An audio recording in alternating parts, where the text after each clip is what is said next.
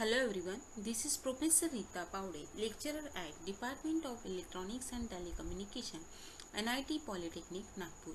Today I am going to deliver lecture on Chapter 2, that is Programming Using Embedded C. In this lecture, I welcome all for the today's topic of discussion on Programming Using Embedded C with a serial communication. The course outcome for this course as use embedded C programming language to maintain embedded system. By using embedded C programming language, we can develop different applications of embedded system. The chart shows the CO and the PO mapping. There are total 10 program outcomes and all are familiar with the PO1 to PO10. So, how this CO2 getting mapped with the PO1 to PO10, out of which CO2 is getting mapped with the PO2, PO3 and PO4 at the highest level, while for the PO5 and the PO6 it's getting mapped at the medium level. Again for the PO9 and the PO10 is getting mapped at the highest level, because without communication we cannot develop any program and it's a lifelong learning. While for the PO8 is getting mapped at the medium. The learning outcome for this course as after the completion of this course, students will be able to develop algorithm, flowchart and C program for the serial communication port. In the last lecture, we were studied about different modes of timers and how to write a program using timer mode to generate a square wave with a given delay or the frequency. Let's start with the new program, that is by using the serial communication port. Serial communication port. What are the different serial communication port? All of you familiar with it. So by using this serial communication port, we will going to write a program for the embedded C. So the program is write a program to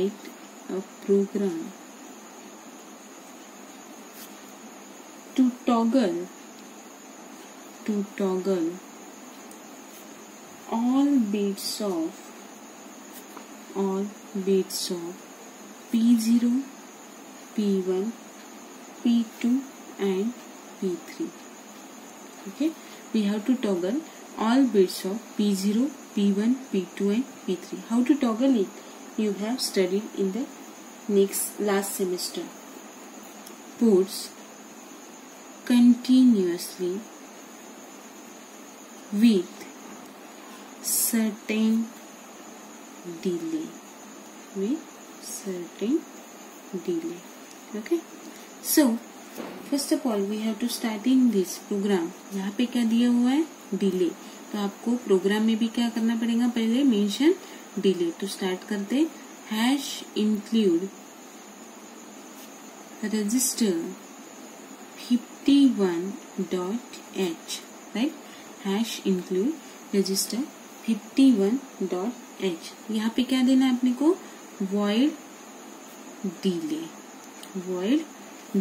यहाँ पे mention किया है कि कितना देना है, तो यहाँ पे आएगा null. Okay. Then void main. यहाँ से अपने को अपने प्रोग्रामिंग स्टार्ट करनी है. वॉइड मेन, करली ब्रैकेट को ओपन करना है. करली ब्रैकेट को ओपन करने के बाद अपना प्रोग्राम क्या हो जाएगा? स्टार्ट. सबसे पहले आप लोगों को दिया गया है कि मुझे टॉगल कितने बिट्स पोर्ट करने हैं? बिट्स ऑल करना है, लेकिन कौन से पोर्ट के? P0, P1, P2 and P3. तो मुझे क्या करना है? पूरे के पूरे बिट्स को, पूरे के पूरे पोर्ट्स को यूज करना है. मतलब from lower condition to higher condition तक मुझे पूरे के पूरे पोर्ट्स को लेके आना. तो मैं क्या करूंगी? मुझे यहाँ पे कोई भी चेंजेस नहीं करने. I don't want to do anything. तो यहाँ पे मैं यूज करूंगी क्या? While loop. While loop use करने के बाद आपको सबसे पहले डेटा टॉगल करना है. किसका? P0 का. तो P0 के लिए मुझे कुछ ना कुछ डेटा स्टोर करना पड़ेगा. तो मैं यहाँ पे highest level, that is the 0xF को यूज करती हूँ. मुझे टॉगल करने के लिए बिट्स कुछ तो भी टाइम पीरियड लगेगा, so I will give the delay of 200 millisecond. Okay, उसके बाद में पहले ये ऑन है तो ऑटोमेटिकली ये क्या हो जाएगा, 200 मिली सेकेंड के बाद इट्स गेटिंग ऑफ. कुछ भी डेटा रहेगा क्या उसमें? नहीं. Then we have to use the second port, that is P1 is equals to 0x FF. उसके बाद में डिले ऑफ 200 मिली सेकेंड. उसके बाद में सेम पोर्ट 1 का भी क्या हो जाएगा, यहाँ पे ऑटोमेटिकली ये क्या हो जाएगा, off. Then go for the P2. P2 के लिए भी आपको सेम लेना है. यहाँ पे पहले एक हायर लेवल का डेटा को स्टोर करना है. उसके बाद में giving a delay of 200 millisecond and then close this 0x00, right? Then go for the next, that is P3. यहाँ पे 0x FF डिले कितने का देंगे अपन, 200 मिली सेकेंड. P3 0x00, ठीक है, 0x00.